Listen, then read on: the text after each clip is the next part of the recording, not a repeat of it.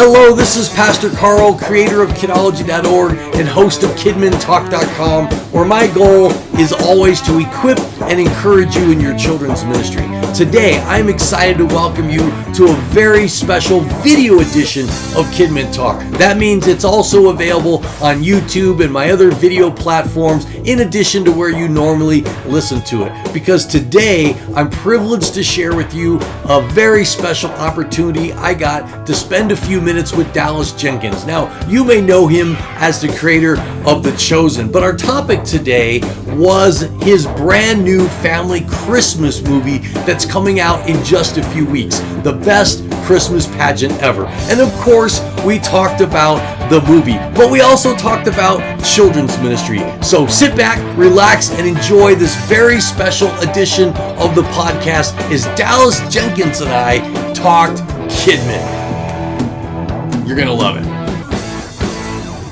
Hey, Dallas, thank you so much for joining me today. Thanks for having me on, Karl. I appreciate it. Hey, what an honor.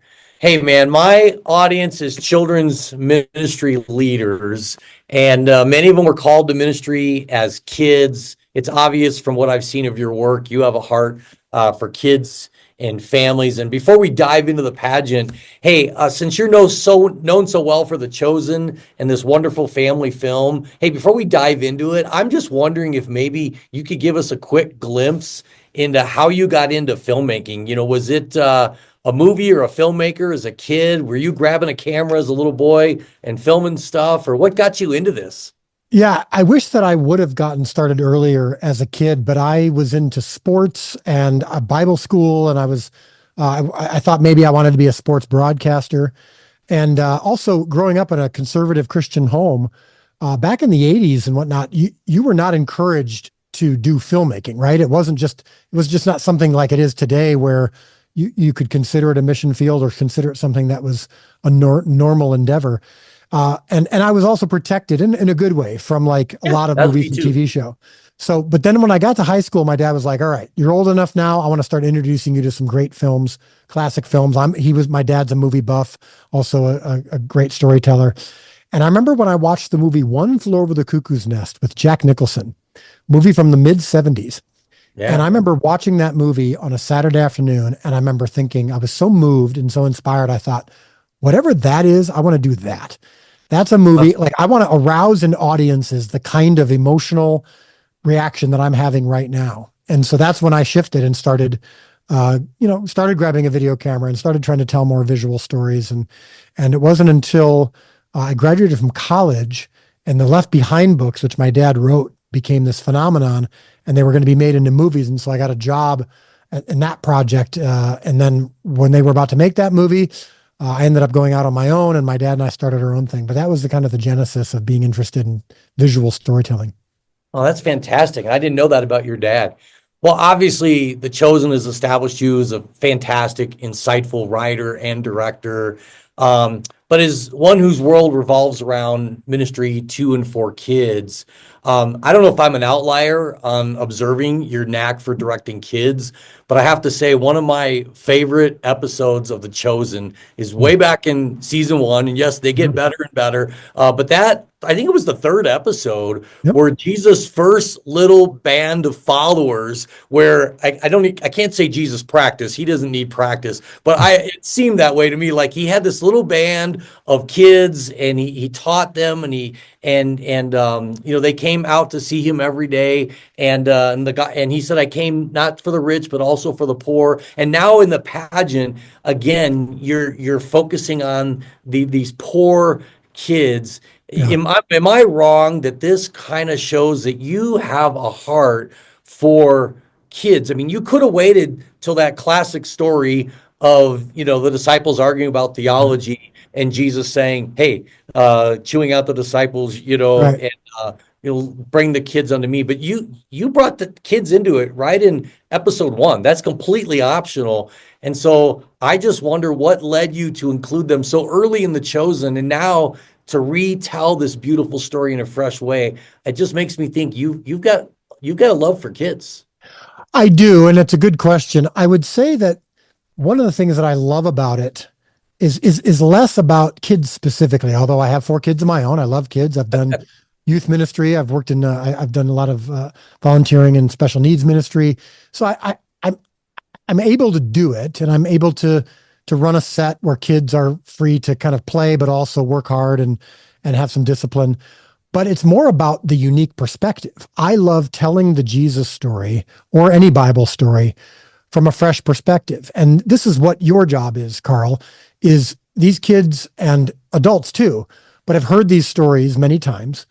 And there's no way that a 6-year-old, an 8-year-old or whatever is going to read the Bible and completely understand it and completely make sense of it and apply it to their lives. It's just not possible. And so you might be thinking, well, that's a negative. That's a bummer. And it's when they get older, they'll understand it better. And yet here's what's funny. Jesus says, no, no, no, no. You Amen. Who are older, I actually want you to have the faith of a child.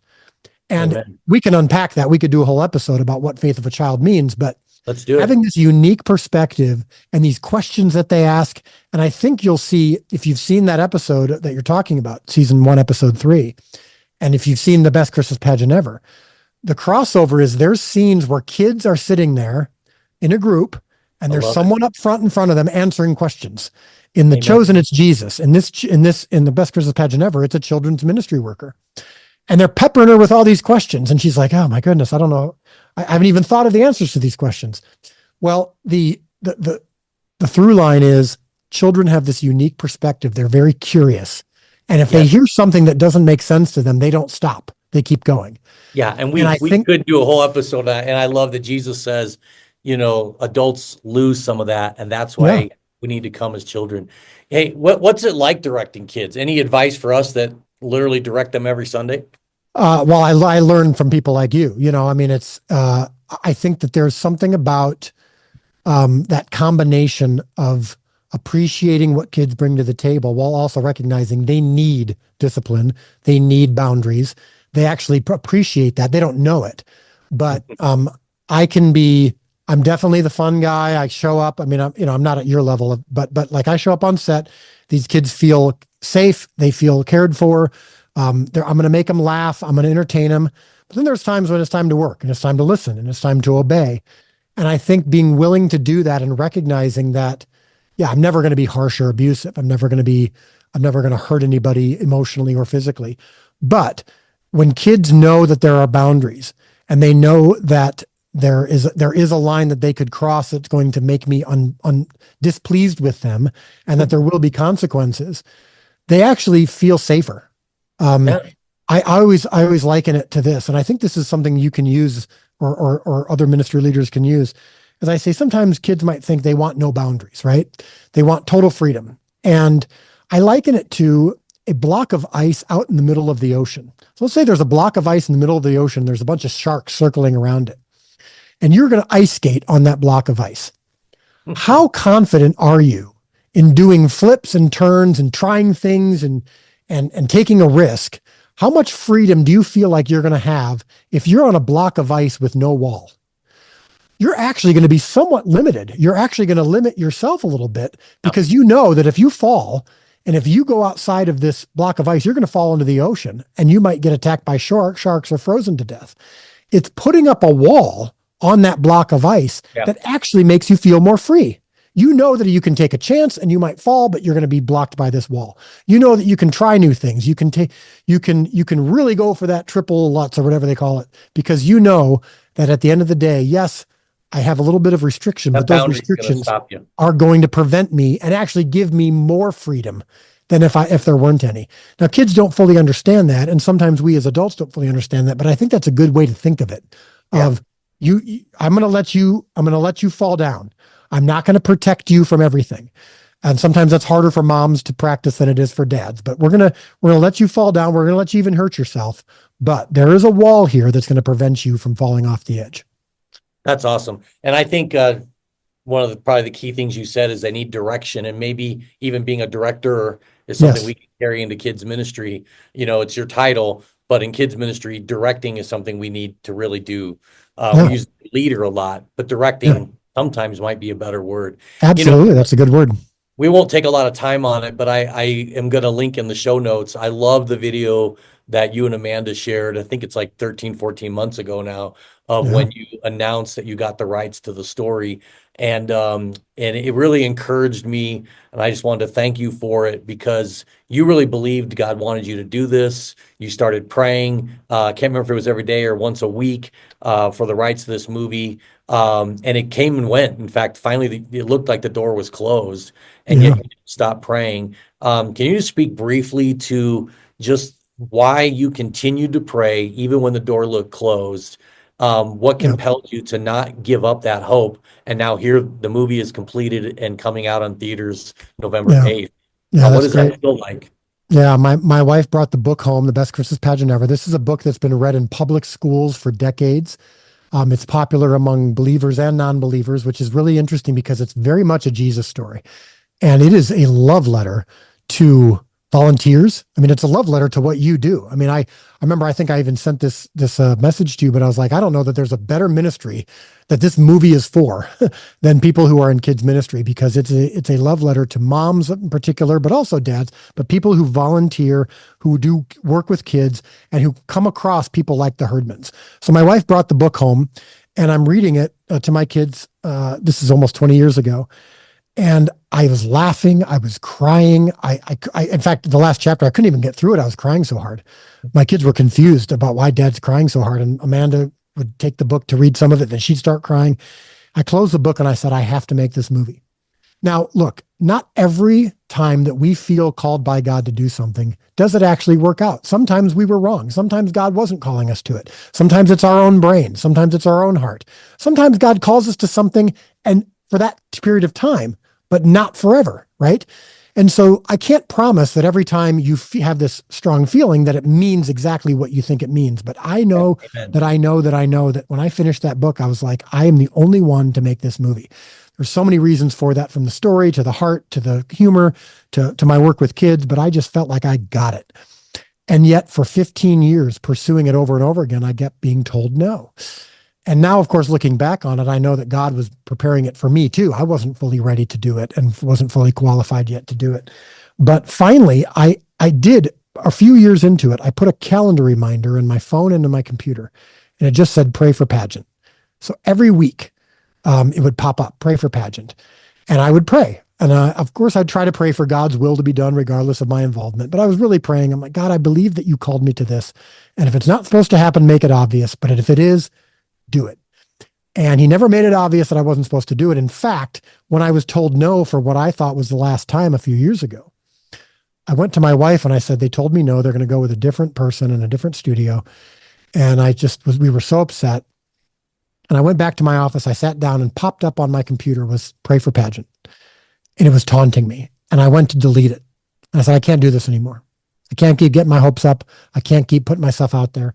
And I don't know if you're seeing me on video, but I reached for the mouse Yes. and I started to click it to go delete it. And I just felt the God on my heart. Not yet. Don't do Not that. yet. Now, I don't always hear from the Lord that directly, but it was just very clear, like, not yet. So I decided not to delete it. I decided to pray. It was a sad prayer. I was like, all right, fine, God, whatever. If you want it to be your will, and blah, blah, blah. But I did it. And then Amanda walks into my office and she goes, my wife, she says, you know what? I was praying and I was frustrated. I just felt like God was saying, not yet. Just wait. This isn't over. And I'm like, oh man, don't tell me that, because I'm going to get my hopes up again. Well, sure enough, and we'll wrap this up here. But just a couple years ago, I reached out to the rights holders again, sent them a text. I said, hey, I'm checking in, just want to keep bugging you. And he said, oh, that's funny. He goes, a week ago, the studio forgot to extend the rights. And now we have the rights back. And we've been a little frustrated. He said, just a couple of days ago, my mom called me and said, have you seen a show called The Chosen? And I said, no, I haven't seen it yet. He goes, yeah, I haven't seen it yet, but the creator of the show is always bugging me to do Best Christmas Pageant Ever. And this 75-year-old woman said, you better give him the rights. He's the only one who can make this movie. What are you thinking? Are you kidding me? He's perfect for this. And he's like, so I watched the show. Let's talk. And finally, as I'm talking to you right now, I don't know if I would call it a dream come true, but I would call it a calling fulfilled, where I get Amen. a chance to show this movie to the world. This conversation we're having right now is in many ways a miracle, and something that I really, really prayed and hoped would happen. So yeah, sometimes God does put a calling on your heart that you can't shake, that you know that it's what you're supposed to be doing. And sometimes it takes a long time. But sometimes that's what he wants. He wants you to be Well, thanks patient. for sharing that because it really blessed me to not give up, to keep on praying. And I appreciate your caveat that, it has to be of God, and that sometimes God does say no, but never to give up praying. And part of that prayer is, God, I'm willing, I hold it with open hands, Yeah, right. but I'm not going to let go of it until you clearly tell me no. Well, Yeah. just two more questions. The last one's a quick one, but obviously I want to give you the close to answer the obvious question of, what is the message that you're hoping families will take away from this film? Obviously, what I'm sharing with people is I'm constantly promoting this and telling people about it. And what I say is that, what I took away from it is that Christmas is not for Christians.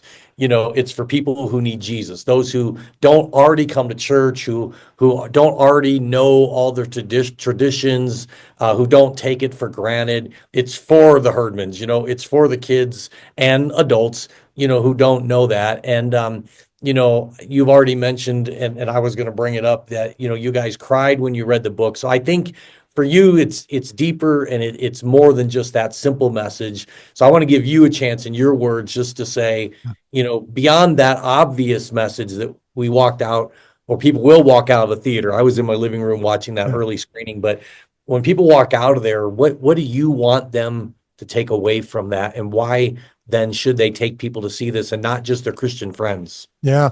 Well, the final words of the movie that are said by Lauren Graham, who's this great actress from Gilmore Girls and Parenthood, they're also the final words of the book.